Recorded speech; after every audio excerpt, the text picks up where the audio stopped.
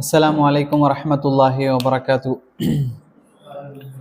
அல்ஹம்துலில்லாஹி ரப்பில் ஆலமீன் வஸ்ஸலாத்து வஸ்ஸலாமு அலா அஷ்ரஃபில் அன்பியாஇ வல் முர்சலீன் நபீனா முஹம்மத் வ அலா ஆலிஹி வஸஹ்பிஹி வமன் தபிஅஹும் பிஹ்சானின் இலா யௌமித்தீன். அம்மா பஅத். சுப்ஹானக லா இல்ம லனா இல்லா மா அல்லம்தனா இன்னக அன்தல் அலீமுல் ஹக்கீம். அல்லாஹும்ம ரப்பி இஷ்ரஹ் லி ஸத்ரி வ யஸ்ஸிர் லி அம்ரி வஹ்லுல் உக்ததம் மின் லிசானி யஃப்கஹு கௌலி. அல்லாஹும்ம ரப்பனா ஸித்னா இல்மன் நாஃபியா. எல்லா புகழும் அகிலங்கள் அனைத்திற்கும் ஏக இறைவனாகிய தூணின்றி வான் படைத்த அல்லாஹ் ஒருவனுக்கே உரித்தானதாகும். அவனது சாந்தியும் சமாதானமும் அவனுடைய இறுதி தூதர் முஹம்மது ரசூலுல்லாஹ் ஸல்லல்லாஹு அலைஹி வஸல்லம் அவர்கள் மீதும் அவர்களை பின்பற்றி வாழ்ந்த சத்திய சஹாபாக்கள், தாபியீன்கள், தபா தாபியீன்கள், உலமாக்கள், நல்லோர்கள், நாம் நேசிப்பவர்கள், நம்மை நேசிப்பவர்கள் அனைவரின் மீதும் என்றென்றும் நின்று நிலவட்டுமாக. இல்லாமல் அல்லாஹ்வின் நல்லடியார்களே, கடந்த வாரத்தில் நாம தாவரங்கள் அதே போல மிருகங்கள் விஷயத்தில் இஸ்லாம் செலுத்தக்கூடிய நேயங்களை பற்றி நாம் பார்த்தோம். இன்றைய வகுப்புல மார்க்கமா அல்லது மனித நேயமா என்ற தலைப்புல, மார்க்கமா அல்லது மனித நேயமா எது முதல்ல அப்படிங்கிற தலைப்புல தான் தலைப்போடப்பட்டிருந்துச்சு. இதுல மார்க்கம் முக்கியமா அல்லது மனித நேயம் முக்கியமா? ஏன்னா சமீப காலமாக உலகம் முழுவதும் இஸ்லாத்தை பற்றியும் முஸ்லிம்களை பற்றியும் தவறான ஒரு குற்றச்சாட்டு, எப்படி முஸ்லிம்கள் என்றாலே, இஸ்லாமியர்கள் என்றாலே அல்லது இஸ்லாம் குரான் ஹதீஸ் என்றாலே அது ஒரு மோசமானது, ஒரு கடும்போக்குவாதிகள், பயங்கரவாதிகள், அல்லது எப்பவுமே கடுமையாக நடக்கக்கூடியவர்கள். குரான் ஹதீஸ்லையும் இது சம்பந்தமாகத்தான் பதிவு செய்யப்பட்டிருக்கு. அதனாலதான் முஸ்லிம்கள் இந்த மாதிரி பயங்கரவாதிகளாக இருக்கிறாங்க, மனிதாபிமானத்திற்கும் இஸ்லாத்துக்கும் எந்த சம்பந்தமும் கிடையாது அப்படின்னு சொல்லி உலகம் முழுக்க பிரச்சாரம் செய்யப்பட்டு வருகிறது. நமக்கு எல்லாம் தெரிஞ்சதுதான். இது அனைத்து மக்களிடத்திலையும் போய் சேர்ந்திருக்கு. ஏன்னா திரும்ப திரும்ப சோசியல் மீடியா, சமூக ஊடகங்கள், செய்தித்தாள்கள், இதே போல எல்லாவற்றிலையுமே திரும்ப திரும்ப முஸ்லிம்களையும் இஸ்லாத்தையும் ஒரு பயங்கரவாத மார்க்கமாக காட்டப்படுவதனால சில நேரங்களில் நமக்கே சந்தேகம் வந்துடும், நம்ம மக்கள்லாம் இப்படிதான் இருக்கிறாங்களோ என்பது போல. நிறைய 100% முஸ்லிம்கள்ல 90% வீடுகள்ல அவருடைய மகனோ அல்லது மகளோ ஹிஜாப் அணிஞ்சிருந்தாலோ, தாடி வச்சிருந்தாலோ, கரண்டிக்கு மேல ஆடை அணிந்திருந்தாலும் கூட முஸ்லிம்கள் என்ன செய்யற அளவுக்கு, பயப்படக்கூடிய அளவுக்கு, என்ன ஒரு வேற மாதிரி போறானே என்று சொல்லக்கூடிய அளவுக்கு, பயப்படக்கூடிய அளவுக்கு, தாடி வைத்து விட்டு அல்லது ஹிஜாப் அணிந்து விட்டு ஒரு பேருந்துல பயணம் செஞ்சா மற்ற மக்கள்லாம் பயப்படக்கூடிய அளவுக்கு செய்திகளை என்ன செஞ்சப்பட்டிருக்குன்னா பரப்பப்பட்டிருக்கு. உண்மையாகவே இஸ்லாமிய மார்க்கத்துல குரான்லையும் ஹதீஸ்லையும் இப்படி இருக்குதா அப்படிங்கிறது சம்பந்தமாக உண்மையை நாங்க என்ன செய்யணும்னா வெளிப்படையாக பேசி ஆகணும். மாற்று மத்தவர்கள் மட்டுமல்ல, முஸ்லிம்களும் இதை அறிந்து கொள்ளணும் என்ற அடிப்படையில. ஏன்னா உண்மையிலேயே உலகத்துல தீவிரவாதத்தை அடியோட வேரோட பிடுங்கக்கூடிய ஒரு மார்க்கம், அது சம்பந்தமான செய்திகள் தான் குரான்லையும் ஹதீஸ்லையும் இருக்கு. அதை நாங்க என்ன செய்யணும்னா தெரிஞ்சுக்கணும். ரசூல் ஸல்லல்லாஹு அலைஹி வஸல்லம் உடைய வாழ்க்கையில 63 வருடம் ரசூல் ஸல்லல்லாஹு அலைஹி வஸல்லம் அவர்கள் வாழ்க்கை. அவங்க 63 வருடம் இந்த உலகத்துல இருந்ததுல 23 வருடங்கள் இஸ்லாமிய வாழ்க்கை வாழ்றாங்க. 40 வயசுல ரசூல் ஸல்லல்லாஹு அலைஹி வஸல்லம் அவர்களுக்கு வஹி இறங்குது, இறை செய்தி இறங்குது. 23 வருடங்கள் இஸ்லாமிய பிரச்சாரம் செய்யறாங்க நபி அவங்க. இந்த 23 வருடங்கள், 10 வருடம், 13 வருடங்கள் மக்கா மதீனால வாழ்ந்த ரசூல் ஸல்லல்லாஹு அலைஹி வஸல்லம் அவர்கள் இந்த 23 வருடங்களாக என்னென்ன செஞ்சாங்க, இதுதான் இந்த 23 வருடம் தான் இஸ்லாம். இந்த 23 வருடத்தையும் ரத்தின சுருக்கமாக சுருக்கி இஸ்லாம்னா என்ன, முஸ்லிம்கள்னா யார் என்பதை ஒரு உரையில ரசூலுல்லாஹ் வெளிப்படுத்துறாங்க. 23 வருடம் வாழ்ந்து மரணிக்கிறதுக்கு 2 மாசத்துக்கு முன்னால, நபி அவங்க மரணிச்சது ரபியுல் அவ்வல் 12 ஹிஜ்ரி 11, ஹிஜ்ரி 11 ரபியுல் அவ்வல் 12வது நாள் நபி அவங்க மௌத்தாகிறாங்க. அதுக்கு ஒரு 2 மாசம் முன்னால, அதாவது ஹிஜ்ரி 10 துல்ஹஜ் 9ல அரஃபாவில் ரசூல் ஸல்லல்லாஹு அலைஹி வஸல்லம் அவர்கள் ஒரு உரை நிகழ்த்துறாங்க. அந்த உரை நிகழ்த்தி 2 மாசத்துல மௌத்தாயிடுறாங்க. உரை நிகழ்த்துறாங்க, 2 மாசத்துல மௌத்தாயிடுறாங்க. ரசூலுல்லாஹ்க்கு தெரியும் தன்னுடைய மரணம் நெருங்கிக்கிட்டு இருக்குங்கிறத ரசூலுல்லாஹ்க்கு தெரிஞ்சிருக்கு. அப்போ ஒரு 80 டேஸ் பிஃபோர், 80 நாளைக்கு முன்னால நபி அவங்க ஒட்டுமொத்த 23 வருட வாழ்க்கையையும் சுருக்கமாக அந்த உரையில பேசுறாங்க. அதுதான் ஹஜ்ஜத்துல் விதான்னு நம்ம சொல்லுவோம், இறுதி பேருரை அப்படின்னு சொல்லி. இறுதி பேருரையில நபி அவங்க ஒரு முஸ்லிம்னா யாரு, அவன் எப்படி இருக்கணும்னு சொல்லக்கூடிய நேரத்துல ரசூலுல்லாஹ் சொல்றாங்க, ஃபஇன்ன திமாஅக்கும் வ அம்வாலக்கும் வ அராதக்கும் ஒரு மனிதனுடைய தம், அவனுடைய உயிர், ரத்தம் எப்படி வேணாலும் எடுத்துக்கலாம். ஒரு மனிதனுடைய உயிர், வ அம்வாலுக்கும் அவனுடைய சொத்து, வ அராலுக்கும் அவனுடைய மானம், கண்ணியம். இந்த மூணுமே, ஒரு மனுஷனுடைய உயிர், அவனுடைய கண்ணியம், அவனுடைய சொத்துக்கள், இது எல்லாமே என்னன்னா அலைக்கும் ஹராமுன். ரசூலுல்லாஹ் சொல்றாங்க இது எல்லாமே என்ன, ஹராம் அப்படின்றாங்க. ஹராம்னு சொன்னோன்னா நாம இது வந்து நஜீஸ்ன்னு நினைச்சிடக்கூடாது. நாய் ஹராம், அது போல இது வந்து நஜீஸு அப்படின்னா யாருக்கு, நமக்கு நஜீஸ். இது நமக்கு அவனுடைய உயிரும் அவனுடைய சொத்தும் அவனுடைய மானமும் நமக்கு ஹராம். அதை பத்தி நம்ம பேசக்கூடாது, அவனுடைய மானத்தை வாங்கக்கூடாது. இது எல்லாமே மனித உரிமைகள், மனிதாபிமானம் என்பதனுடைய அடிப்படை. ரசூலுல்லாஹ் சொல்றாங்க. எந்த அளவுக்கு, ரசூலுல்லாஹ் நிற்கக்கூடிய இடம் வந்து அரஃபா நாள், துல்ஹஜ் 9வது நாள், துல்ஹஜ் மாசம் 9வது நாள் அரஃபாவுடைய நாள். அந்த நாள்ல தான் பேசுறாங்க. நபி அவங்க சொல்றாங்க ஒரு மனிதனுடைய உயிரும் அவனுடைய சொத்தும் அவனுடைய மானமும் ஹராம். ஹராம்னு சொன்னா வெறுமனே நஜீஸுக்கு மட்டும் ஹராம்னு சொல்றது இல்லை. இப்போ மஸ்ஜித் அல் ஹராம்னு சொல்றோம், காபத்துல்லா மஸ்ஜித் அல் ஹராம்னு சொல்றோம். அது வந்து நஜீஸ்ன்னு அடிப்படையில் இல்லை. ஹராம் வந்து நஜீஸும் உண்டு, புனிதமும் உண்டு. இப்போ தாய் வந்து திருமணம் செய்யறது நமக்கு ஹராம், நஜீஸின் அடிப்படையில் இல்லை, புனிதம்ங்கிற அடிப்படையில். அதனாலதான் மஸ்ஜித் அல் ஹராம்னு சொல்றது. ஏன்னா காபத்துல்லாவுக்குள்ள சில விஷயங்களை செய்யக்கூடாது, தடை செய்யப்பட்டிருக்கு. அதனால அது புனிதமான இடம்ங்கிறதுனால தான் மஸ்ஜித் அல் ஹராம். அதே போல ரசூலுல்லாஹ் சொல்றாங்க இந்த மூணுமே புனிதமானது. யாரா இருந்தாலும் சரி, முஸ்லிமோ முஸ்லிம் அல்லாதவனோ, அவனுடைய ரத்தமும் அவனுடைய சொத்தும் அவனுடைய கண்ணியமும் மானமும் புனிதமானது. எந்த அளவுக்கு, கஹுர்மத்தியோ மிக்கும் ஹாதா. ரசூலுல்லாஹ் சொல்றாங்க இன்றைய நாள் எவ்வளவு புனிதமானது முஸ்லிம்களுக்கு, அரஃபாவுடைய நாள். இந்த நாள் எவ்வளவு புனிதமானதோ அதே போல ஒரு மனிதனுடைய உயிர், சொத்து, மானம் புனிதமானது. ஃபீ ஷஹரிக்கும் ஹாதா, துல்ஹஜ் மாசம் எவ்வளவு புனிதமானதோ அதே போல ஒரு மனிதனுடைய ரத்தமும் சொத்தும் அவனுடைய மானமும் புனிதமானது. ஃபீ பலதிக்கும் ஹாதா, இந்த இடம் மக்கா பூமி, ஹரம் பூமி இருக்கே, அது எவ்வளவு புனிதமானதோ முஸ்லிம்களுக்கு மத்தியில அதே போல புனிதமானதுதான் பிற மனிதனுடைய ரத்தம், சொத்து, மானம்னு சொல்லி ரசூலுல்லாஹ் அவர்கள் சொல்றாங்க.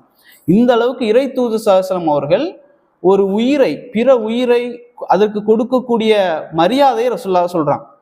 நீங்க குர்ஆன் வசனத்தை பாருங்க, அல்லாஹ் ரப்பல் ஆலமீன் சொல்றான், எல்லாருக்கும் தெரிஞ்ச வசனம், மன் கத்தல நஃப்ஸன் பி கைரி நஃப்ஸின், யார் ஒருவர் ஒரு உயிரை கொலை செய்கிறாரோ, யார் ஒரு மனிதன் இன்னொரு மனிதனை கொலை செய்கிறானோ, அவு ஃபசாதின் ஃபில் அர்தி, பூமியில குழப்பம் செய்ததுனால தவிர, அதாவது பூமியில குழப்பம் செஞ்சு அநியாயம் செஞ்சுக்கிட்டு இருக்கிறவனுக்கு கவர்மெண்ட் என்ன செய்யணும்னா ஒரு தண்டனை கொடுக்கும். இந்த மாதிரி தண்டனை, மரண தண்டனை மாதிரி இல்லாம ஒரு மனிதன் இன்னொரு மனிதனை அநியாயமாக கொலை செய்யறான் அப்படின்னா அல்லாஹ் என்ன சொல்றான், ஃபக அன்னமா கத்தலன்னாஸ ஜமீஅ, அவன் இந்த உலகத்தில் இருக்கக்கூடிய எல்லா மக்களையும் கொலை செய்தவனுக்கு சமம்ன்றான் அல்லாஹ். ஒரே ஒரு மனிதனை கொலை செஞ்சவன் இந்த ஒட்டுமொத்த உலகத்தில் இருக்கக்கூடிய மக்களையும் கொலை செஞ்சா எவ்வளவு பெரிய பாவி. அந்த அளவுக்கு பாவி தான் யாரு, ஒருத்தனை கொலை செஞ்சவனும் அவனும் அந்த அளவுக்கு பாவி தான். அல்லாஹ் சொல்றான், வமன் அஹியாஹா, யார் ஒருவன் ஒரு உயிரை வாழ வைக்கிறானோ ஃபக அன்னமா அஹியன் நாஸ ஜமீஅ, எவன் ஒருவன் ஒரு உயிரை வாழ வைத்தால், ஒரே ஒரு உயிர் அதை வாழ வைக்கிறான் அப்படின்னா இந்த உலகத்தில் இருக்கக்கூடிய ஒட்டுமொத்த உயிரையும் வாழ வைத்தவனை போல அப்படின்னு அல்லாஹ் சொல்றான். இந்த ரெண்டு அல்லாஹ்வுடைய தூதருடைய செய்தி ஹஜ்ஜத்துல் விதாலையும் குர்ஆனுடைய வசனம் என்ன சொல்லுது தெளிவாக, ஒரு மனிதனுடைய மானத்தையும் அவனுடைய உயிரையும் அவனுடைய சொத்தும் இன்னொரு மனிதனுக்கு ஹராமானது. ஒரு மனிதனை வாழ வைப்பது தான் இஸ்லாமாக அல்லாஹ் ரப்புல் ஆலமீன் நமக்கு சொல்லி காட்டுகின்றான். மனித உயிரினுடைய மதிப்பை வந்து இஸ்லாம் இந்த அளவுக்கு பேசுது. ரசூலுல்லாஹி ஸல்லல்லாஹு அலைஹி வஸல்லம் அவர்கள் எந்த அளவுக்கு சொல்றாங்க அப்படின்னா, மனிதாபிமானம்ங்கிற அடிப்படையில, மனிதாபிமானம்னா முதல்ல சிரிக்கிறது. ரசூலுல்லாஹ் சொல்றாங்க, ஒரு சகோதரனை பார்த்து புன்முறுவல் செய்வது. திருமதியில் வரக்கூடிய ஹதீஸ், தபஸ்ஸுமுக ஃபி வஜ்ஹி அஹீக, உனக்கு எதிராக வரக்கூடிய உன்னுடைய ஒரு சகோதரன் அவனை பார்த்து புன்முறுவல் செய்வது லக்க சதகான்னு சொல்றாங்க. ஒரு தர்மம் செய்வதை போல, உங்ககிட்ட ஒரு பைசா காசு இருந்து அதை வந்து இல்லாத ஒருவருக்கு கொடுத்து உதவுவதை போல சதக்கா. அதே போல ஒரு சதக்கா தான் என்ன, உங்களுடைய சகோதரனை பார்த்து புன்முறுவல் செய்வது அப்படின்னு நபி அவங்க சொல்றாங்க. இது மட்டுமா, சூரா ஃபுசிலத்தை எடுத்துக்கிட்டு அல்லாஹ் ரப்புல் ஆலமீன் சொல்றான், நன்மையையும் தீமையையும் சமமாகாது, நன்மையும் தீமையும் ஒரு காலமும் சமமாகாது. உனக்கு நன்மை செய்தவருக்கு, உனக்கு தீமை செய்தவருக்கும் நன்மையை கொண்டு பிரதி உபகாரம் செய்யுங்கள் அல்லாஹ் சொல்றான். உனக்கு யாராவது தீமை செய்யறானா அவனுக்கு நீ எப்படி பதில் சொல்லணும், தீமையை கொண்டு அல்ல, நீ நன்மையை கொண்டு அதை எதிர்கொள். அதன் மூலம் அவன் உனக்கு நண்பனாக மாறலாம்னு அல்லாஹ் சொல்றான். எப்படி? உங்களுக்கு ஒருத்தர் தீமை செஞ்சுட்டே இருக்கிறான்னா நீங்க நன்மையால் அதை எதிர்கொள்ளுங்க, அவன் உங்களுக்கு நண்பனாக மாறிவிடலாம், உற்ற தோழனாக அவன் ஆகிவிடலாம் சொல்லி அல்லாஹ் ரபுல் ஆலமீன் என்ன சொல்றான்? தீமை செய்யக்கூடியவரையும் நண்பனாக மாற்றக்கூடிய வழியை அல்லாஹ் ரபுல் ஆலமீன் சொல்லி காட்டுகின்றான். இன்றைக்கு நாங்க நண்பனுக்கு மட்டும்தான் நீதியை செலுத்துவோம். இஸ்லாம் என்ன சொல்லுதுன்னா, நீதி என்பது மனிதாபிமானத்துல ஒரு பகுதி. நிறைய பேர் மனிதாபிமானம் என்பது வெறுமனே ஒரு உயிரை கொலை செய்யாம இருக்கிறது மட்டும்தான் அப்படி இல்லை. இஸ்லாம் நிறைய விஷயங்களை மனிதாபிமானத்துக்குள்ள வச்சிருக்கு. அதுல ஒண்ணுதான் நீதியாக நடக்கிறது. ஒரு மனிதனோடு நீதியாக நடப்பது என்பது மனிதாபிமானத்தோடு உள்ளது. அல்லாஹ் குர்ஆன்ல சூரா மாயிதால சொல்றான், ஒரு கூட்டத்தாரின் மீதுள்ள விருப்பு, ஒரு கூட்டத்தாரை நீங்க வெறுப்பீங்க, உங்களுக்கு எதிரியா இருப்பாங்க. ஒரு கூட்டத்தாருக்கு மேலுள்ள உங்களுடைய வெறுப்பு எப்படி ஆயிடக்கூடாதுன்னா, அவன் மேல நீங்க அநியாயமாக பழி போடக்கூடிய அளவுக்கு ஆயிடக்கூடாதுன்னு அல்லாஹ் சொல்றான் சூரா மாயிதால. ஒரு கூட்டத்தின் மேல் உங்களுக்கு இருக்கக்கூடிய வெறுப்பு அவர்களுக்கு மேலாக நீதி இல்லாமல் நடப்பதற்கு உங்களை தூண்டிவிட வேண்டாம். இஅ்திலு, நீதியாக நடங்கள், நீதியாக நடங்க. கூட்டத்திற்கு எதிராக இருந்தாலும் சரி, உங்களுக்கு விருப்பம் இல்லை, உங்களுக்கு எதிரானவன் அவன், உங்களுடைய எதிரி அந்த கூட்டம் அப்படின்னு சொன்னா, அவனை பத்தி ஏதாவது தவறான செய்தி வருது, பொய் அப்படின்னா அதை பரப்பாதீங்க. அது உண்மையாக இருந்தா அதை நீங்க ஒதுங்கி இருக்கிறது சிறந்தது. அது பொய்யாக இருந்தா என்ன செய்யக்கூடாது? அவனுக்கு அநியாயம் செய்யக்கூடாது, அநியாயமா அவன் மேல பழி போடக்கூடாது அப்படின்னு சொல்லி அல்லாஹ் ரப்புல் ஆலமீன் சொல்கிறான். அதுதான் தக்குவான்னு சொல்றான். அதே போல சூரத்து நிசால் அல்லாஹ் சொல்றான், யா அய்யுஹல்லதீன ஆமனு, ஈமான் கொண்டவர்களே, அல்லாஹ்வை நம்பிக்கை கொண்டவர்களே, நீதியாக நியாயமாக நடந்து கொள்ளுங்கள். அது உங்களுக்கு எதிராக இருந்தாலும் சரியே. ஏதாவது ஒரு விஷயம் நீங்க அதுல உண்மையை பேசக்கூடிய நிலை அது உங்களுக்கு எதிராக ஏதாவது பாதிப்பு ஏற்படுத்தும் அப்படின்னு சொன்னா, உங்களுக்கு எதிராக இருந்தாலும் சரி, நீங்க என்ன செய்யுங்க? நீதியாக பேசுங்கள். அது மட்டும் இல்ல, உங்களுக்கு எதிராக மட்டுமல்ல, அவில் வாலிதைனி, உங்க பெற்றோர்களுக்கு அது எதிராக போய்விடும் என்ற இருந்தாலும் நீதியாக நடங்கள். வல் அக்ரபீன, உங்களுடைய நெருங்கிய உறவினர்கள், மனைவி, தம்பி, அண்ணன், மச்சான், மாமா, யாரா இருந்தாலும் சரி, அவங்களுக்கு எதிராக போகுது அப்படின்னு சொன்னாலும் நீங்க நீதியாக இருங்க. நீங்க அநியாயமாக எதையும் செய்துவிட வேண்டாம். அல்லாஹ் ரப்புல் ஆலமீன் சொல்றான். நீதியை கூட மனிதாபிமானத்தோடு வைத்து பேசுது. நீதியில நீங்க பிறண்டு போயிட்டீங்கன்னா அது மனிதாபிமானம் இல்லை அப்படின்னு சொல்லுது. எந்த அளவுக்கு ரசூலுல்லாஹி ஸல்லல்லாஹு அலைஹி வஸல்லம் அவர்கள் வயதுல சிறியவர்கள், மனசு கஷ்டப்படக்கூடிய அளவுக்கு கூட நடந்துடக்கூடாது, அதுவும் மனிதாபிமானம். ரசூலுல்லாஹ் சொல்றாங்க, உங்கள வயசுல சிறியவர்களுக்கு இரக்கம் காட்டாதவனும், உங்க வயதுல மூத்தவர்களுக்கு, பெரியவர்களுக்கு மரியாதை செலுத்தாதவனும் என்னை சார்ந்தவன் அல்ல, அவன் முஸ்லீமே இல்லைன்றாங்க, என் கூட உள்ளவன் இல்லை அப்படின்றாங்க ரசூலுல்லாஹ். இப்ப எந்த அளவுக்கு ஒரு சின்ன குழந்தையினுடைய மனசும் புண்பட்டு விடக்கூடாது, பெரியவர்களுடைய மனதும் புண்பட்டு விடக்கூடாது, அதுவும் மனிதாபிமானத்தோடு ரசூலுல்லாஹி ஸல்லல்லாஹு அலைஹி வஸல்லம் அவர்கள் பார்க்கிறாங்க. இப்ப எந்த அளவுக்கு இந்த மார்க்கமா பிற மக்களை கொல்றதுக்கு ஆதரிக்கும், இந்த மார்க்கமா பிற மக்களுக்கு பயங்கரவாதத்தை செய்ய போதிக்கும். சுப்ஹானல்லாஹ். ரசூலுல்லாஹி ஸல்லல்லாஹு அலைஹி வஸல்லம் அவர்கள் வாழக்கூடிய காலத்துல நபி அவர்களுக்கு எதிராக போர் பிரகடனம் செஞ்சு பல போர்கள் நடக்குது நபிக்கு எதிராக. எந்த அளவுக்குன்னா சொல்லிக்கிட்டே வராங்க, இவங்களை கொன்றே தீர வேண்டும் சொல்லி வெளிப்படையாக அறிவித்து விட்டு எதிரிகள் வர்றாங்க. இப்ப நினைச்சு பாருங்க, இப்படி யாராவது ஒருத்தங்க வரக்கூடிய நேரத்துல நமக்கும் நண்பர்கள் இவங்கெல்லாம் இருக்கிறாங்க, பெரிய அணி இருக்கு நமக்கு பின்னால, நாம என்ன செய்வோம்? வரக்கூடிய நேரத்துல ஒருத்தனையும் விட்டுறாத, யாரா இருந்தாலும் சரி, குழந்தைதான் வளர்ந்து என்ன செய்யும்? பழி வாங்கிரும், அந்த குழந்தையும் போட்டு தள்ளிரு, யாரையும் விட்டு வைக்காத, கொண்டு வரது எல்லாத்தையும் அழிச்சிரு, இப்படிதான் நாம உத்தரவு கொடுப்போம்.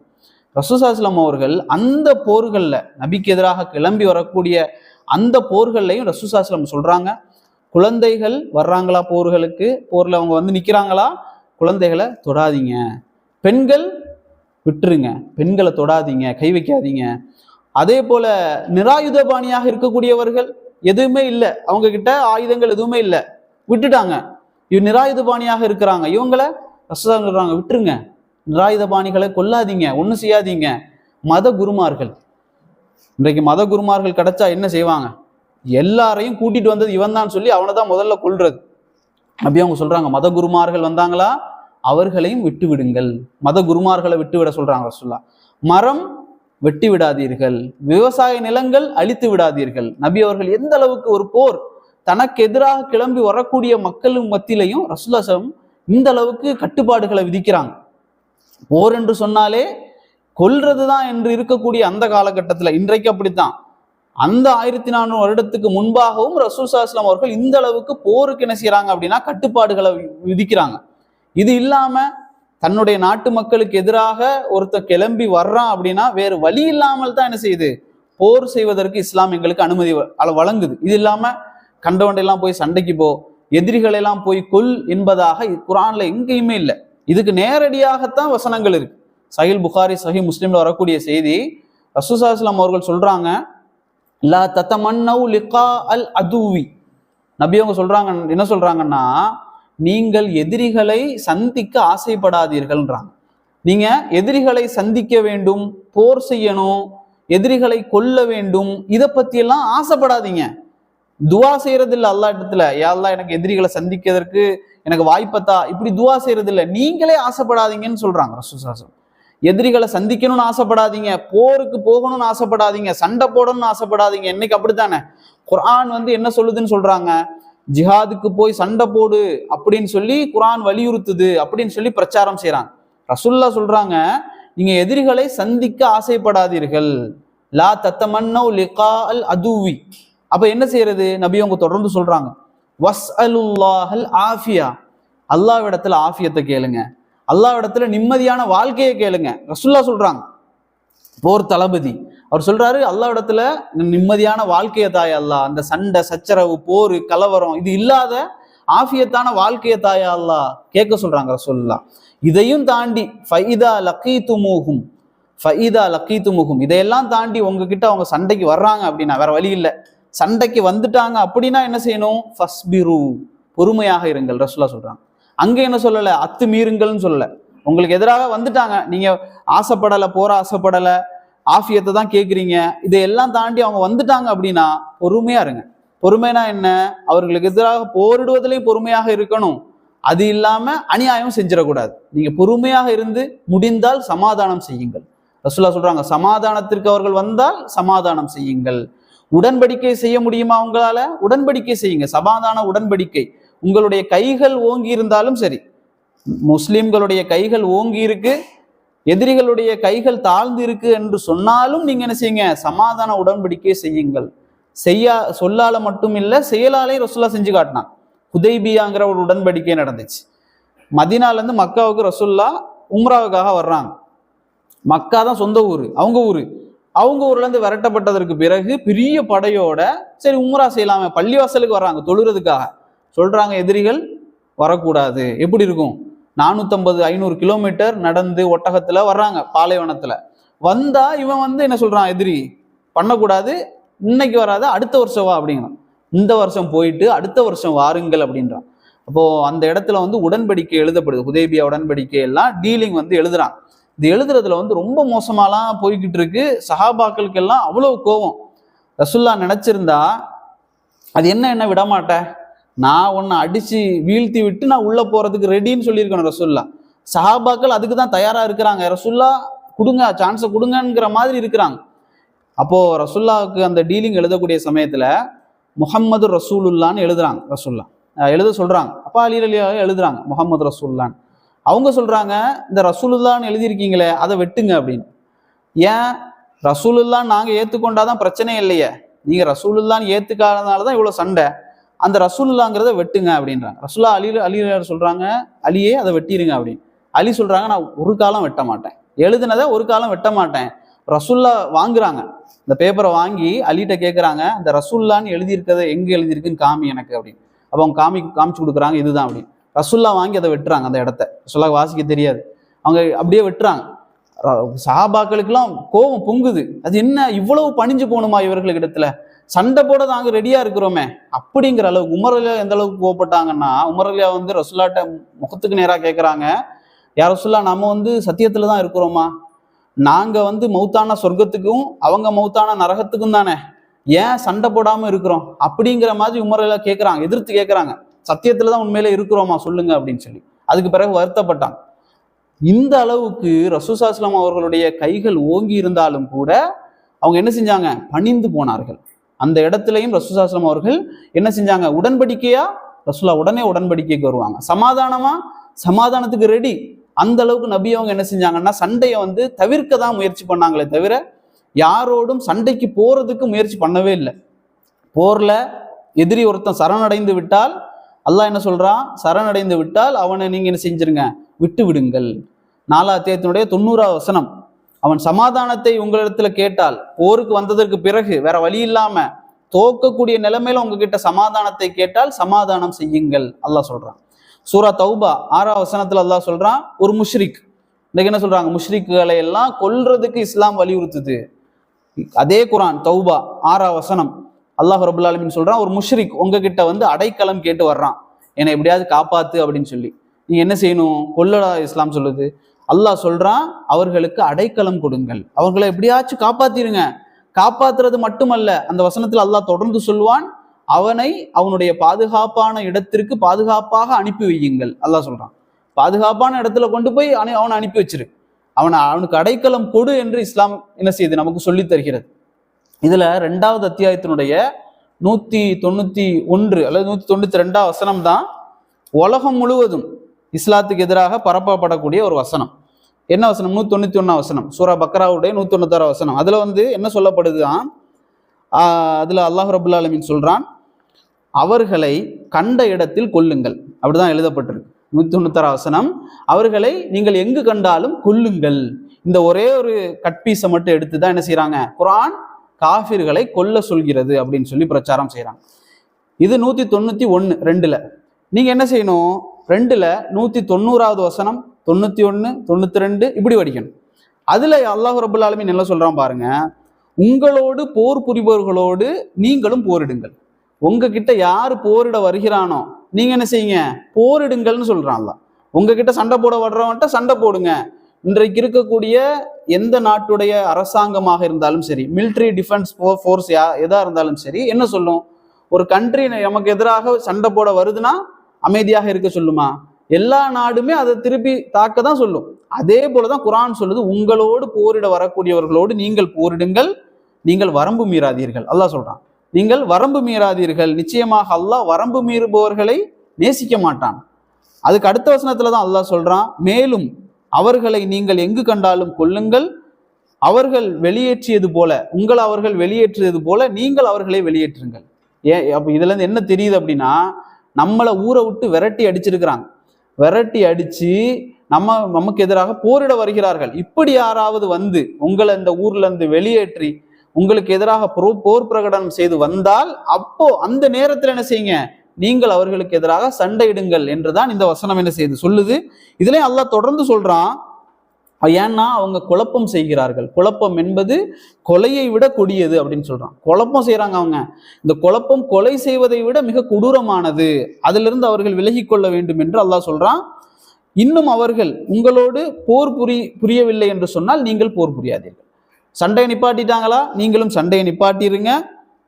அதற்கு பிறகு அல்லாஹ் சொல்றான், அவர்கள் விலகி கொண்டால் நிச்சயமாக அல்லாஹ் மன்னிக்க கூடியவனாகவும் இருக்கின்றான், மிக கருணையுடையவனாகவும் இருக்கின்றான். இதுதான் அந்த மொத்த வசனம்.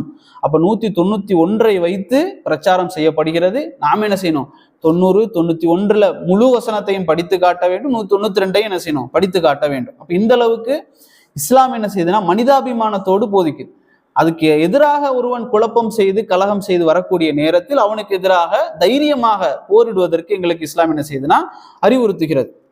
என்றால் இன்னைக்கு இன்னொன்னு, இது நம்மளோட சம்பந்தப்பட்டது, நமக்கு எதிராக வரக்கூடியவர்களுக்கு மனிதாபிமானம், நம்ம குடும்பத்தார்களுக்கு மனிதாபிமானம், தெரிந்தவர்களுக்கு எல்லாம் மனிதாபிமானத்தை பத்தி பேசுன்னு வைங்களேன்.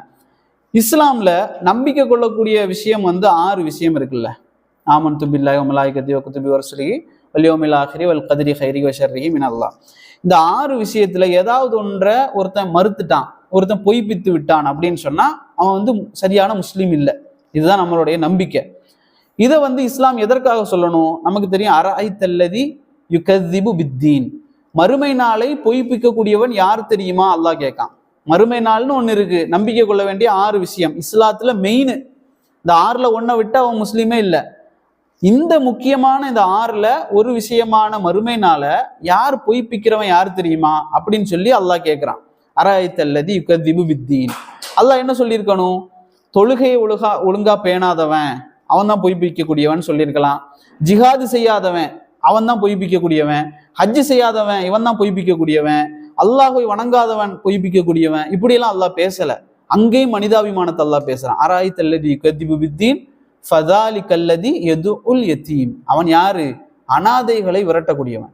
வீட்டு வாசல்ல ஒரு ஏழை வந்து நிக்கிறான், அவனுக்கு எதையும் கொடுக்காமல் இருந்தாலும் கொடுக்காமல் விரட்டுறான் ஒருத்தன், அப்படின்னா அவன் யாரு? அவன் முஸ்லீம் இல்லை, அவன் வந்து மறுமை நாளை பொய்ப்பித்தவன் இஸ்லாம் சொல்லுது. அடுத்த வசனம் என்ன சொல்லுது? வலா யஹுத்து அலா துஆமில் மிஸ்கீன். ஏழைகளுக்கு உணவளிக்கிறது ஒண்ணு, உனக்கு உணவளிக்க முடியவில்லையா உணவளிக்க தூண்டவாவது செய்யணும். அல்லாஹ் தான் சொல்றான். ஏழைகளுக்கு உணவளிக்க தூண்டக்கூடியவனும் கிடையாது அவன். அவன் என்ன செய்வான்? உனக்கு முடிஞ்சா நீ கொடு, அல்லது உனக்கு தெரிந்தவர்களிடத்திலிருந்து வாங்கி கொடு, அல்லது வேற யார்கிட்டையாச்சும் அனுப்பி வை, தூண்டு, யார்கிட்டயாவது சொல்லு, நீங்க கொடுங்கன்னு சொல்லு. இப்படியும் ஒருத்தன் இல்லாம இருக்கிறான். சாப்பாடை கொடுக்க முடியாவிட்டாலும் பிறரிடத்துல சாப்பாடை கொடுக்க தூண்டாமல் இருக்கக்கூடியவன், அதே போல ஏழைகளை அனாதைகளை வந்து விரட்டக்கூடியவன் யாரு? தீன், அதாவது அந்த யௌமுல் கியாமா என்ற மறுமை நாள பொய்ப்பிக்கக்கூடியவன் அல்லாஹ் சொல்றான். அப்ப இதுலயும் பாருங்க, அமல்களை பற்றி பேசாம அல்லாஹு ரப்புல் ஆலமீன் மனிதாபிமானத்தோட பேச, எங்களுக்கும் ஏழைகளுக்கும் அனாதைகளுக்கும் சம்பந்தம் இல்லாவிட்டாலும் கூட விரட்டுறவன் முஸ்லீம் இல்லை என்று இஸ்லாம் என்ன செய்யுது? எங்களுக்கு சொல்லித் தருது. இன்னும் அமல்களை எடுத்துக்கொண்டான், ஒரு பேச்சுக்கு அமல்களை எடுத்துக்கொண்டாலும் சரி, இறைவனுக்கு செய்ய வேண்டிய வணக்க வழிபாடுகள்ல கூட இஸ்லாம் வந்து மனிதாபிமானத்தோட தான் நடக்குது. மற்ற வணக்க வழிபாடுகள்னு பொதுவா இஸ்லாத்தை தாண்டி நீங்க எடுத்துக்கிட்டீங்க அப்படின்னா, வணக்க வழிபாடுகள்னு சொன்னாலே உடலை வருத்துறது தான் வணக்க வழிபாடு. அதாவது குறை சொல்றேன்னு இல்லை, அந்த உடல்ல வந்து அந்த கம்பியால குத்தி தூக்குறது, நாக்குல இது பண்ணிக்கிறது, கீழே உருள்றது, தீயில நடக்கிறது, இப்படி நிறைய வகையில இருக்கு. இதுல யார் வந்து ரொம்ப கஷ்டப்பட்டு உடல் வருத்தி உடல்ல காயம் ஏற்படுத்தி ஒருத்தன் வந்து வழிபாடு செய்யறான் அப்படின்னா அதுதான் சிறந்த வழிபாடாக இஸ்லாம் அல்லாத மார்க்கங்கள் பார்க்கும். அவன் தான் பெரிய வழிபாடு செய்யக்கூடியவன் அப்படின்னு. இஸ்லாம் சொல்லுது தேவையே இல்லை.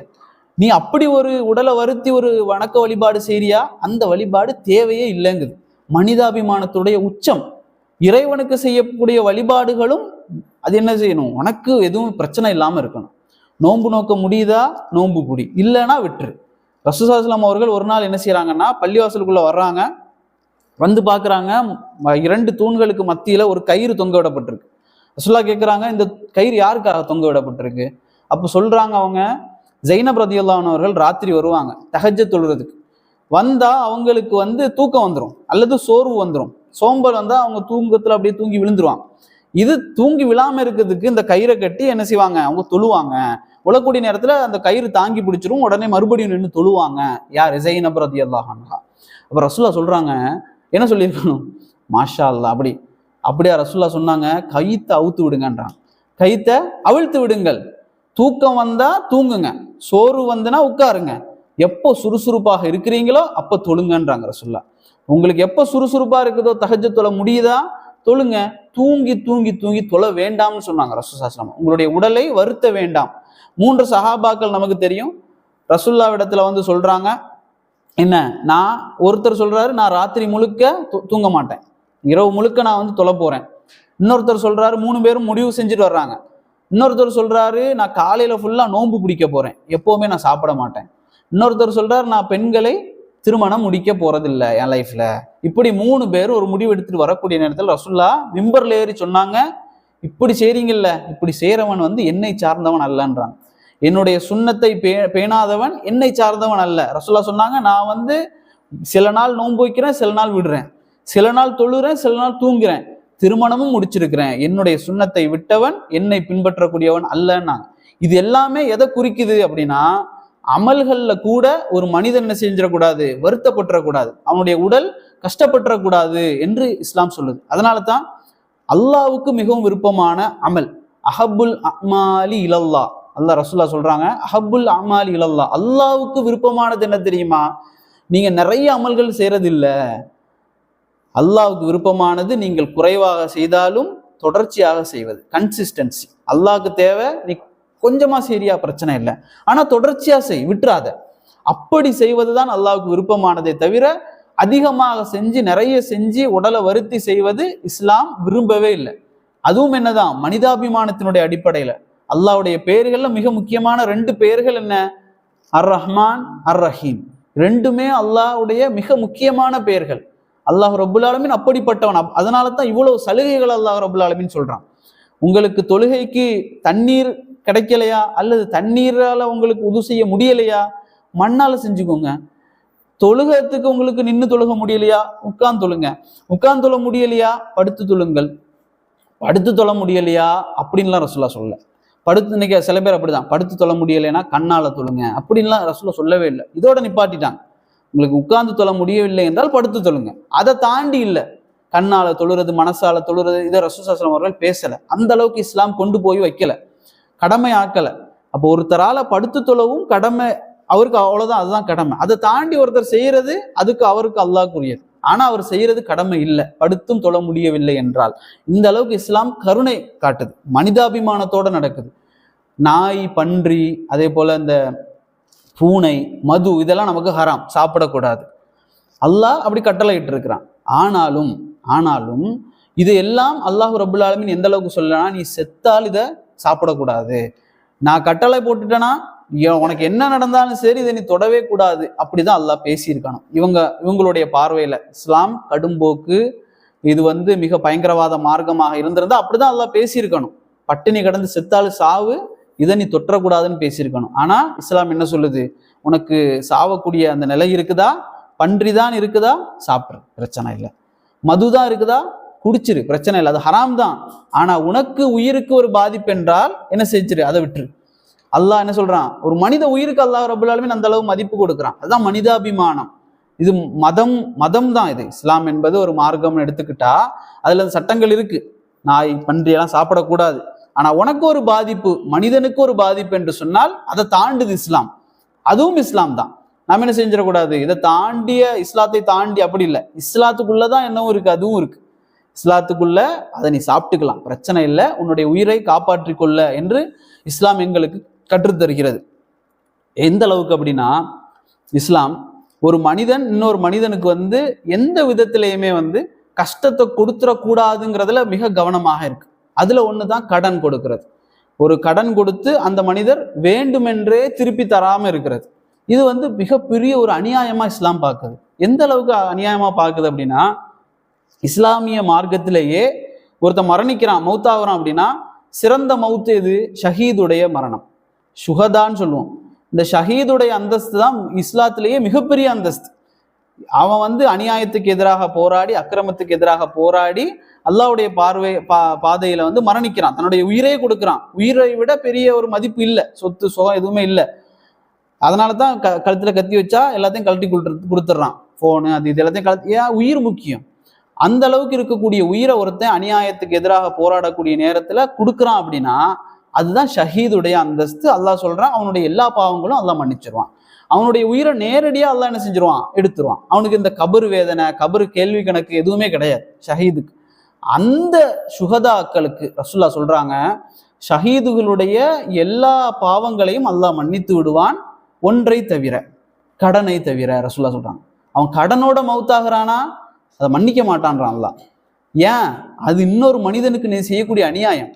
இன்னொரு மனிதனுக்கு அநியாயம் செய்துவிட்டு நீ எவ்வளவு பெரிய ஹஜ்ஜு செய்யக்கூடியவனாக, தொழக்கூடியவனாக இருந்தாலும் சரி, உன்னுடைய கடன் என்ற அந்த பாவத்தை அல்லாஹ் மன்னிக்க மாட்டான். ரசூலுல்லாஹ் அன்றைய காலத்துல எல்லா சஹாபாக்களுக்கும் மௌத்தானா தொலைவுப்பாங்க.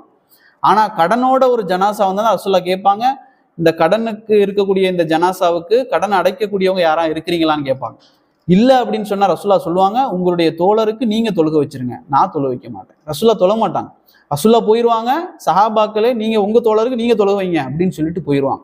ரசூலுல்லாஹ் அதுலயும் என்ன செஞ்சாங்கன்னா, உங்க தோழருக்கு நீங்க தொழுக வைங்கன்னு சொன்ன அந்த வார்த்தைக்காக தான் இன்னைக்கும் கடனோட ஒருத்தர் மரணிச்சா யாராவது தொழுக வச்சிடணும், சரிங்களா?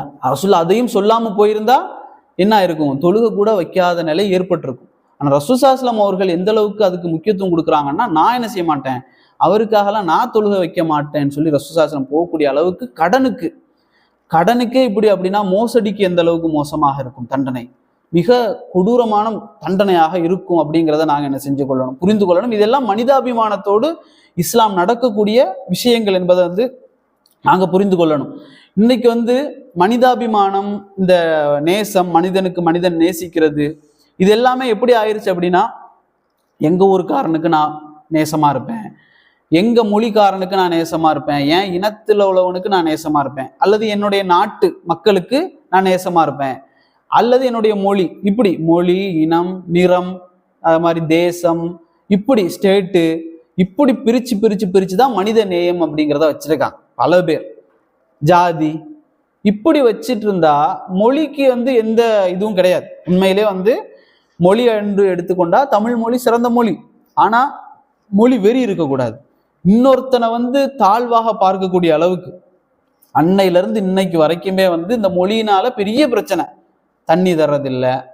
அது போல வேற ஸ்டேட்ல என்ன செய்யறாங்க, தமிழர்களை கொத்து கொத்தா கொலை செய்யறது, இப்படி மாறி மாறி மாறி மாறி சண்டை போடுறதுக்கு பெரிய காரணமாக இருந்தது என்ன அப்படின்னா மொழி என்ற அந்த வெறிதான். மொழி அதாவது பற்று இருக்கிறது பிரச்சனை இல்லை, மொழி பற்று இருக்கிறது பிரச்சனை இல்லை. மொழி என்ன செய்யக்கூடாது, வெறியாக மாறிடக்கூடாது.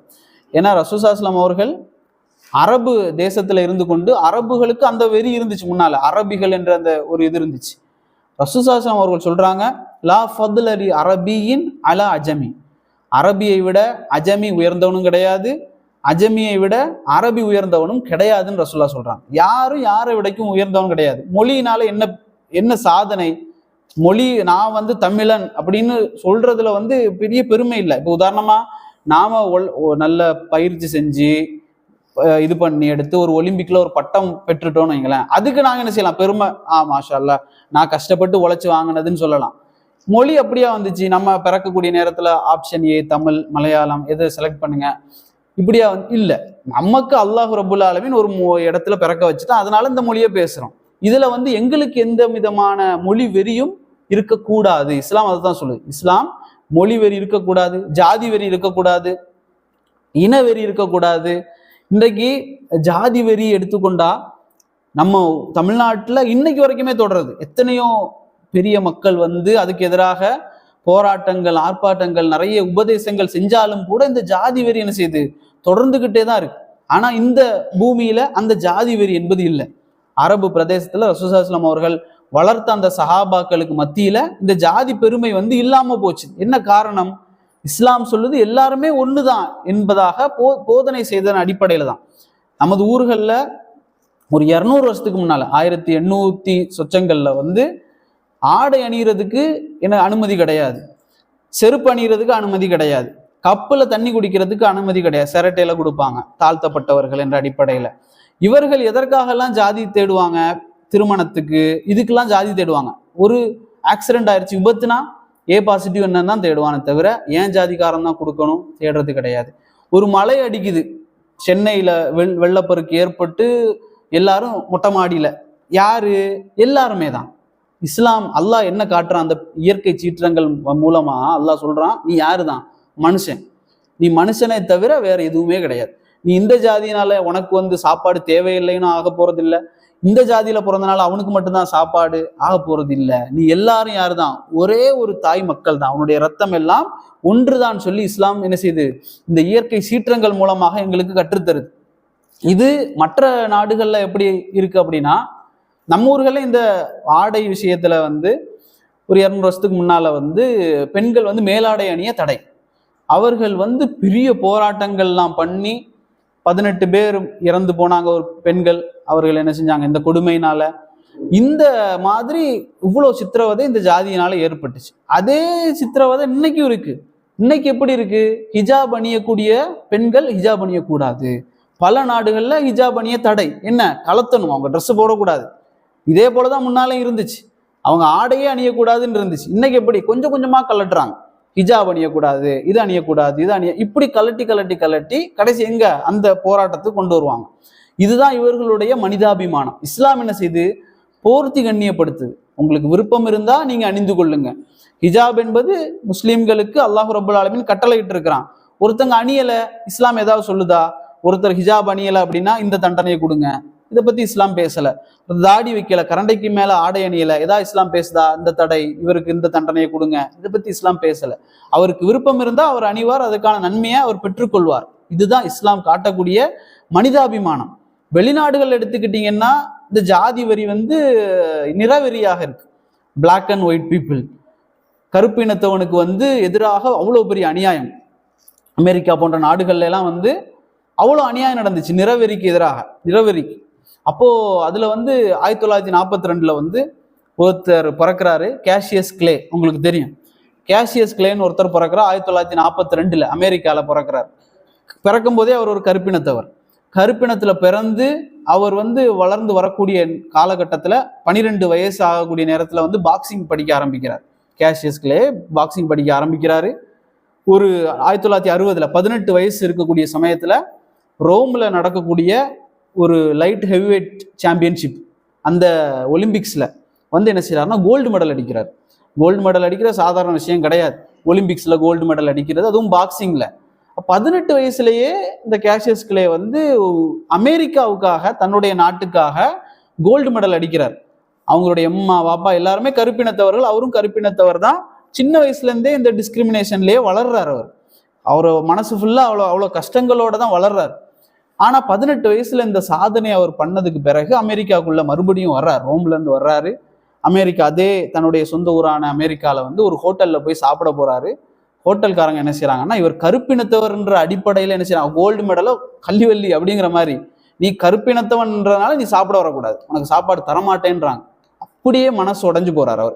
அவர் சொல்லுவார் அந்த பேட்டியில, நான் அவ்வளவு கஷ்டப்பட்டு கோல்டு மெடல் அடிச்சு இந்த நாட்டுக்காக சாதிச்சதுக்கு பிறகும் கூட நான் என்னுடைய தோழனுடைய நிறத்தை அடிப்படையாக வச்சு என்ன செய்யுது, என்ன இந்த நாடு வெறுத்து ஒதுக்குது அப்படின்னு சொல்லி அந்த கோல்டு மெடலை அன்றைக்கு அமெரிக்கால இருந்த ஓஹியோங்கிற ஒரு ஆறு, ஓஹியோ ரிவருடைய பாலத்துல நின்று அந்த ஆத்துல தூக்கி வீசிட்டார். கோல்டு மெடலை ஆத்துல தூக்கி வீசிட்டார். அதுக்கு பிறகு அவர் பாக்குறாரு, பள்ளிவாசல்களை பாக்குறாரு, ஒரே சஃப்ல மக்கள் நின்று தொழுறாங்க. எப்படி அவர் ஆச்சரியமாயிருச்சு, எப்படி சாத்தியம், இவ்வளவு கொடுமைகள் இந்த நாட்டுல நடந்துகிட்டு இருக்கு, பள்ளிவாசலுக்குள்ள கருப்பினத்தவன், வெள்ளை இனத்தவன், அதாவது ரோடு பெருக்கிறவன், அரசாங்கத்துல வேலை பார்க்குறவன் எல்லாரும் ஒரே லைன்ல நின்று தொழுறானே அப்படிங்கிறது அவருக்கு ஆச்சரியமா போச்சு. அதுக்கு பிறகு அவர் இஸ்லாத்தை படிக்க ஆரம்பிக்கிறார். அதுக்கு பிறகு அவருடைய பேரை முகமது அலின்னு மாத்திக்கிட்டார். உங்களுக்கு தெரியும், முகமது அலிங்கிற ஒரு பாக்ஸர் சொல்லுவாங்க, கிரேட்டஸ்ட் ஆஃப் ஆல் டைம்னு சொல்லுவாங்க. அந்த அளவுக்கு மிக பிரபல்யமான ஒரு மனிதர் யாரு, முகமது அலி. அவரை மாற்றியது எது அப்படின்னா இந்த மனிதாபிமானம், இஸ்லாம் காட்டக்கூடிய சமத்துவம், சகோதரத்துவம் தான் என்ன செஞ்சது, அவர் இஸ்லாத்தின் பக்கம் கொண்டு வந்து. அதுக்கு பிறகு ஒரு 54 வயசு இருக்கக்கூடிய காலகட்டத்துல அந்த கோல்டு மெடலுக்கு பதிலாக ரீப்ளேஸ்மெண்ட் கோல்டு மெடல் அவர் கொடுத்தாங்க. அவர் அதை ரொம்ப அழுகையோட வாங்கினார். அவர் சொன்னார், ஐ எம் முஸ்லீம்னு பிரகடனப்படுத்தினார். நான் ஒரு முஸ்லீம் என்பதாக பிரகடனப்படுத்தினார். சில சண்டைகள் கூட, பிரபல்யமான சண்டைகள்லாம் உண்டு, சேமை நேம் அப்படின்னு சொல்லி. அவரை கேசியஸ் கிளேங்கிற அந்த பழைய பெயரை கொண்டு அவர் முஸ்லீம் ஆனதற்கு பிறகும் அவரை என்ன செஞ்சாங்கன்னா தாழ்த்திக்கிட்டே இருந்தாங்க. அவருடைய பழைய பெயரை சொல்லி சொல்லி சொல்லி அவரை இன்னும் தாழ்த்திக்கிட்டே இருந்தாங்க. ஒரு இந்த போட்டியில, குத்து சண்டையுடைய போட்டியில அவர் அந்த எதிரிக்கு எதிராக சண்டை போட்டு என்னுடைய பேரை சொல்லுன்னு சொல்லி அடிப்பார். அவன் சொல்லுவான் முகமது அலி முகமது அலி என்று திரும்ப திரும்ப சொல்லுவான். அந்த அளவுக்கு அந்த மனங்களை வென்றது என்ன அப்படின்னா இஸ்லாம். எந்த விதமான போராட்டங்கள், ஆர்ப்பாட்டங்கள் எதுவுமே இல்லாம வெறுமனே குர்ஆன் ஹதீஸை வைத்து ஒரு சமூகத்தையே என்ன செஞ்சது அப்படின்னா இஸ்லாம் மாற்றி காட்டியது. மது எல்லாத்தையும் ஒழித்து கட்டியது அமெரிக்காவில். இஸ்லாம் புகுந்ததன் அடிப்படையில எந்த விதமான ரூல்ஸ் எதுவுமே இல்லாம வெறுமனே குர்ஆன் ஹதீஸை வச்சு இஸ்லாம் என்ன செய்யுது, மாற்றி காட்டியது. இதுல நான் சொல்ல வேண்டியது விஷயம், இந்த மனிதாபிமானம், ஒவ்வொரு மனிதனையும் மதிக்கக்கூடிய விஷயத்தை என்ன செய்யுது இஸ்லாம் பேசுது. நீங்க இன்னைக்கு ஒரு 830 கோடி மக்கள் இருக்கிறாங்கன்னு சொல்றாங்க உலகம் முழுக்க. இந்த 800 கோடி மக்களுக்கு அப்படியே பல வருஷம் முன்னாடி போனா 400 கோடி, 200, 100 கோடி, 10 கோடி இப்படி போய் ஒரு 1000 பேர் இருந்திருப்போம் முன்னால. இப்படி போனா அப்படிதான் வரும். 1000, அதுக்கு பிறகு 100, 10. இந்த 10 பேர்ல எத்தனை பேர் இருந்திருப்போம், 2 பேர் இருந்திருப்போம். அதுதான் அல்லாஹ் குர்ஆன்ல சொல்றான், உம்மத்தன் வாஹிதா, 2 பேர்ல இருந்து வந்தவங்க தான் நீங்க. ஒரு தாய் மக்கள், ஒரே ஒரு தாய், ஒரு தந்தையில இருந்து தான் இவ்வளவு பேர் வந்திருக்கிறோம். இந்த உலகத்துல இருக்கக்கூடிய எந்த மொழி, எந்த இனம், எந்த ஜாதி, எந்த மதமாக இருந்தாலும், எந்த தேசத்துக்காரனாக இருந்தாலும் எல்லாருமே அந்த ஒரு தாய் ஒரு தந்தையிலேருந்து வந்த ஒரு குடும்பக்காரங்க தான். எல்லாருமே யாரா இருந்தாலும் சரி, எப்படியோ அவர் நம்மளுடைய குடும்பக்காரர். உம்மத்தன் வாஹிதா, ஒரே சமுதாயம் தான் இஸ்லாம் சொல்லுது. இந்த ஒரு வார்த்தை தான் என்ன செய்யுது, ஒட்டுமொத்த மக்களையும் ஒரே மாதிரியாக பார்க்க வைக்குது, மனிதாபிமானத்தோட. எந்த அளவு ஒரு யூதனா இருந்தாலும் சரி, ரசூல்லா உட்கார்ந்து இருக்கிறாங்க, ஒரு யூத ஜனாசா கொண்டு செல்லப்படுது, ரசூல்லா எந்திரிச்சு நிக்கிறாங்க. சஹாபாக்கள் கேட்கிறாங்க, ரசூல்லா அது யூதனுடைய ஜனாசா. ரசூல்லா சொல்றாங்க, அதுக்கு என்ன, அதுவும் ஒரு உயிர் தான். ரசூல்லா சொல்றாங்க, அதுவும் ஒரு உயிர் தான் அப்படிங்கிற மாதிரி சஹீஹான செய்தி வருது. ரசூலுல்லாஹி ஸல்லல்லாஹு அலைஹி வஸல்லம் அவர்கள் எழுந்து நின்று மரியாதை செலுத்துறாங்க. ரசூல்லா அரசராக இருக்கக்கூடிய நேரத்துல யூதர்கள் நபி இடத்துல பேசுவாங்க, அஸ்ஸாமு அலைக்கும், யார் அரசர்கிட்ட விளையாட்டு, அஸ்ஸாமு அலைக்கும், என்ன சாபம்ன்ற மாதிரி. ஆயிஷா ரதியல்லாஹு பக்கத்துல இருந்துட்டு பதில் சொல்லுவாங்க, ரசூல்லா பதில் சொல்லிடுவாங்க, அலைக்கும் சொல்லுவாங்க. ஆயிஷா கோவப்பட்டு சொல்லுவாங்க, யார் ரசூல்லா அவங்கள வந்து திட்டுறாங்கன்னு சொல்லி ஆயிஷா திட்டுவாங்க. ரசூல்லா கோவப்படாதீங்க, அமைதியா இருங்க, பொறுமையாக இருங்க, நான் பதில் சொல்லிட்டேன் அப்படிம்பாங்க. ஒரு அரசர் நினைச்சிருந்தா என்ன வேணாலும் செய்யலாம், அவங்கள யூதர்களை இல்லாம ஆக்கியிருக்கலாம். ஆனா ரசூலுல்லாஹி ஸல்லல்லாஹு அலைஹி வஸல்லம் அவர்கள் பணிவோடையும் கண்ணியத்தோடையும் நடந்து கொண்டாங்க. ரசூலுல்லாஹ் மரணிக்கக்கூடிய நேரத்துல கூட அவருடைய கவசத்தை வந்து யூதர்கிட்ட தான் அடகு வச்சிருந்தாங்க. ஈவன் நீங்க வந்து நோட்டீஸ் பண்ணாம இருந்திருக்கலாம், ரசூலுல்லாஹி ஸல்லல்லாஹு அலைஹி வஸல்லம் அவர்கள் வளர்ந்தது, அவர்களுக்கு திருமணம் முடித்து வைத்தது, கடைசி வரை கூட இருந்து பாதுகாத்தது யாரு? ஒரு நான் முஸ்லிம்.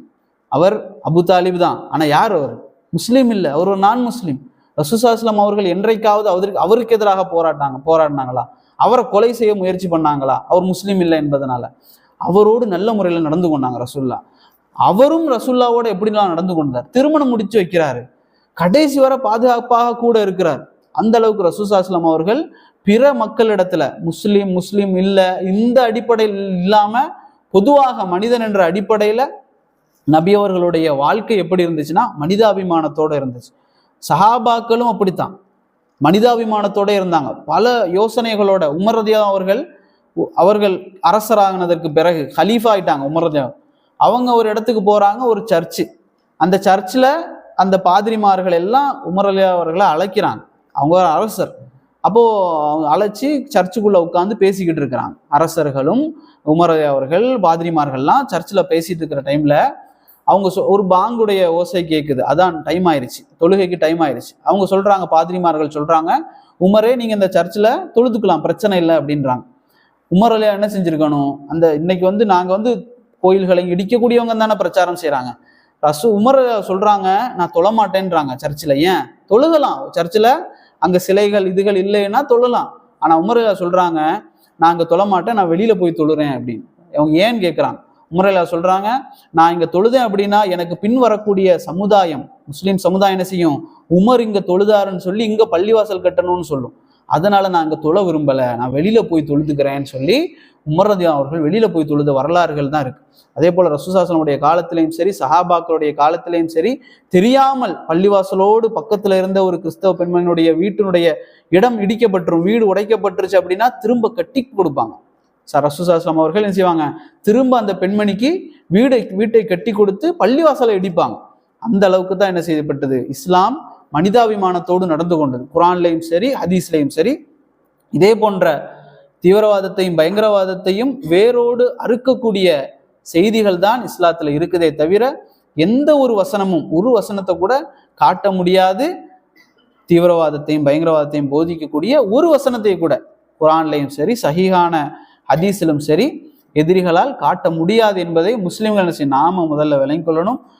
நான் முஸ்லிம்களை என்ன செய்யணும்? தாராளமாக தங்களுடைய மனசுல எந்த விதமான ஒரு நெருடலும் இல்லாம ஓப்பன் ஹார்ட்டோட, திறந்த மனதோட என்ன செய்யணும்? இந்த குர்ஆனையும் ஹதீஸையும் அவர்கள் பார்த்தால் இஸ்லாத்தினுடைய உண்மையை என்ன செய்யலாம்? அவர்கள் புரிந்து கொள்ளலாம். அல்லாஹ் ரப்புல் ஆலமீன் தெளிவான மார்க்கத்துடைய செய்திகளை அனைத்து மக்களுக்கும் கொண்டு போய் சேர்க்கக்கூடிய பணியை செய்யக்கூடியவர்களாக நம்மையும் நம்முடைய குடும்பத்தாரையும் நம்முடைய சந்ததியினரையும் அல்லாஹ் ரப்புல் ஆலமீன் ஆக்கியருள்வானாக. ஹாதாமா இந்தி வல் இல்மு இந்தல்லாஹ் வ கூலு கௌலி ஹாதா வஸ்தக்ஃபிருல்லாஹ் லி வ லக்கும். அஸ்ஸலாமு அலைக்கும் வரஹ்மத்துல்லாஹி வபரகாத்துஹு.